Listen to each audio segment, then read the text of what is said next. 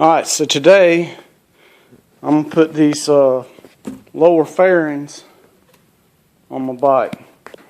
And I've removed the gas tank because I need to get to some wiring up underneath the backbone. And I need to wire a constant hot jet battery for the memory lid on my radio I've never had hooked up. And so that plus you can't get to the inner screws that hold the speakers in with the tank in the way. So that's another reason why I pulled the tank off. And I'm going to pull the inner fairing off because I know last time I had it off I had some wires that were broke right at the in there. So these speakers on the lowers wasn't working anyway. But it's pretty simple the way these things work, and I'll show you right quick. Alright, so you've got the piece that faces the forward part of the motorcycle, and you see the nut inserts in it. And you've got bolts inside where the speaker goes in that holds the top part, and it sandwiches the crash bar.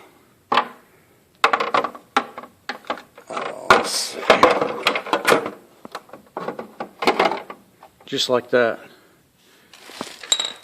And then the front piece goes around and catches those bolts right there. And that's what holds it on. Alright, there it is. You got your two bolts going through there. That pick up this cap right here. And then you got a strap down there that holds it to the crash bar on the bottom. And that's what it looks like from the front. And from the driver's point of view. Alright, so one more and then we'll put a speaker in there. Alright guys, so I got these lower fairings put back on. And they're good to go. So right, nice little addition for winter riding. It's got a vent that closes. So it blocks off some of the cool air in the winter time, and you can open them up for the summertime. Plus the fact that it gives you a place to put another speaker. So, but on the gauge side, I decided not to put them in yet because I plugged my new speedometer in and it's got 17 miles on it. And this bike has 82,600 and some miles on it. And I'm kind of proud of that. You know, and I asked the guys at my local Harley shop about programming my new speedometer with the mileage on my old one so they will reflect the miles on the bike. And according to them, they can't do it, which I find that hard to believe. It's the 21st century and all that. But long story short, if I can, I guess I'm going to wait until I get an even number of miles on it, so it makes it easier to figure out what kind of mileage I got on the bike total. So be it 90,000 or perfectly 100,000. 100,000 17 miles would be perfect because that way it would reflect, you know, 100,000 plus whatever's on the new speedometer's odometer. But we'll see if I can wait that long, or maybe between now and then I can figure out somebody that will actually be able to program the speedometer with the actual mileage because, you know, I ride my bike every day and I'm really proud of being able to say that I've put all but 552 miles on this bike, so 82,000 and some change that I've put on this bike personally. So I'm real proud of that. And I want to be able to keep up with it. It's not like I'm going to sell the bike, so I'm not worried about, you know, ripping somebody off with altered mileage or whatever. I want the miles to reflect for me, not for nobody else, because the bike's not going anywhere. But anyhow, like I said, I got this bike. I'm fixing it up like I like it. I really love this motorcycle. And so when I'm making it mine, and it is mine, and anyways. But enough of that.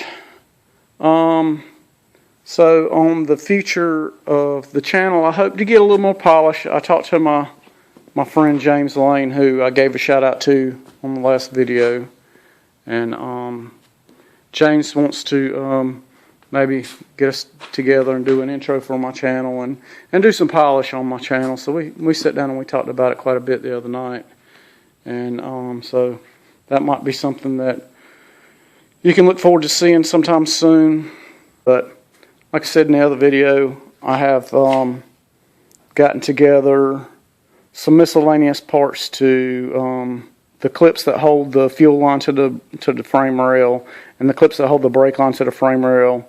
Miscellaneous pieces to help plumb the fuel system. So those are things that I'm going to be getting to here shortly. I still have to work out my clutch master cylinder situation. So these are things that's coming up. Like I said, I think I've told you in the past, if you've been watching, that this rear end that's in here is just a roller. I've got another rear end set to the side that I've got all new guts for, posi unit and gear set and bearings and all. So we'll be doing a rear end rebuild, plus I picked up the stuff to rebuild the rear end in my 67 Camaro. So will at least be a couple of videos on rear end rebuilds. But the other thing that's aggravating to me is that with my slow internet here at the house, it takes forever to upload a video. Like the video that I uploaded the other day, 15-minute video, and it took 2.5 days to upload that video. So, you know, I like a longer video, but because of the internet connection and everything, if I keep them under 10 minutes, they just upload quicker. So I don't know, that's probably what I'm going to do.